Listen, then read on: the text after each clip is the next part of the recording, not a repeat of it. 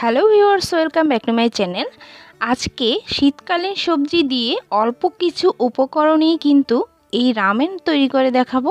আর একদম সহজভাবে অল্প কিছু সময়ের মধ্যেই এই রামেনটি খুব মজাদারভাবে তৈরি করে নিতে পারবেন ঝটপট।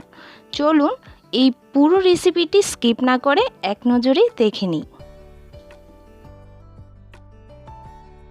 আর এই রামেনটি তৈরির জন্য প্রথমে আমার যেটা লাগবে এই নুডলস।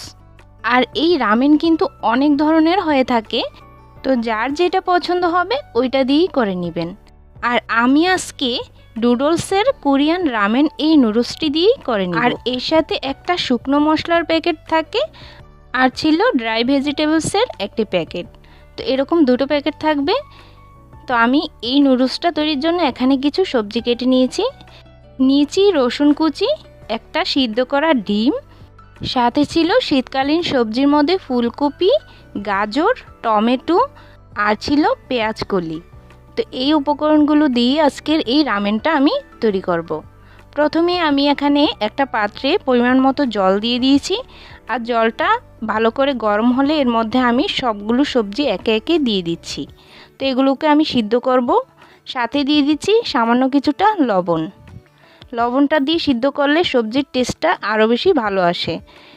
এবার সাথে যে ড্রাই ভেজিটেবলসের প্যাকেটটা ছিল সেটা পুরোটা দিয়ে দিচ্ছি। কিছুক্ষণের জন্য ভালো করে সিদ্ধ করে নিব, আর একটু ভালো করে নেড়ে নিচ্ছি।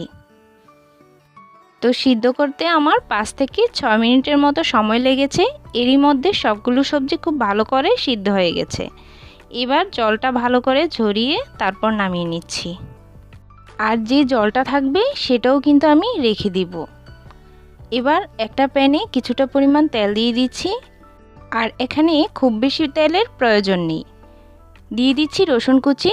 রসুনটা থেকে একটু ভালো ফ্লেভার আসলে আর একটু ভাজা ভাজা হয়ে আসলে সিদ্ধ করে নেওয়া যে সবজির জলটা ছিল সেটা আমি ঢেলে দিচ্ছি। যখন একটু ব্রাউনিশ কালার চলে আসবে তখন আমি এই পুরো জলটা এর মধ্যে ঢেলে দিচ্ছি। এবার আমি এর মধ্যে পেঁয়াজ কলিগুলো দিয়ে দিচ্ছি।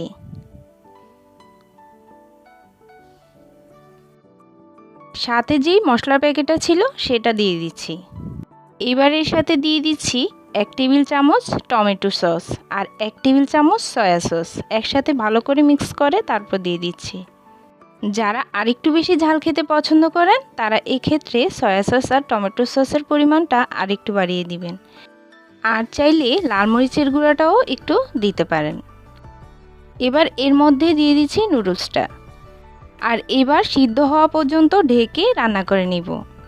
ঠিক 5 মিনিটের মতোই সময় লেগেছে, বেশিক্ষণ কিন্তু সময় লাগবে না। তো এরই মধ্যে খুব ভালো করে কিন্তু নুডলসটা সিদ্ধ হয়ে যাবে। তো 5 মিনিট পর আমি ঢাকাটা খুলে নিচ্ছি। খুব ভালো করে কিন্তু রামেনটা সিদ্ধ হয়ে গেছে। এবার একটা সার্ভিং ডিশে ঢেলে নিচ্ছি। যে সবজিগুলো সিদ্ধ করে রেখেছিলাম সেগুলো একে একে সাজিয়ে দিচ্ছি উপর দিয়ে। তো আপনাদের ইচ্ছে অনুযায়ী এগুলো সাজিয়ে নেবেন। রান্না করার পরে এই রামেনটা খেতে কিন্তু ভীষণ মজার হয়েছিল। অবশ্যই কিন্তু বাসায় ট্রাই করবেন। সেম রেসিপি ফলো করে অবশ্যই ট্রাই করার চেষ্টা করবেন। ভালো লাগলে কিন্তু ফ্যামিলি আর ফ্রেন্ডসদের সাথে শেয়ার করার চেষ্টা করবেন। এরকম মজার মজার রেসিপি দেখতে চ্যানেলটি সাবস্ক্রাইব করুন। আজকের মতো এই পর্যন্তই। ধন্যবাদ।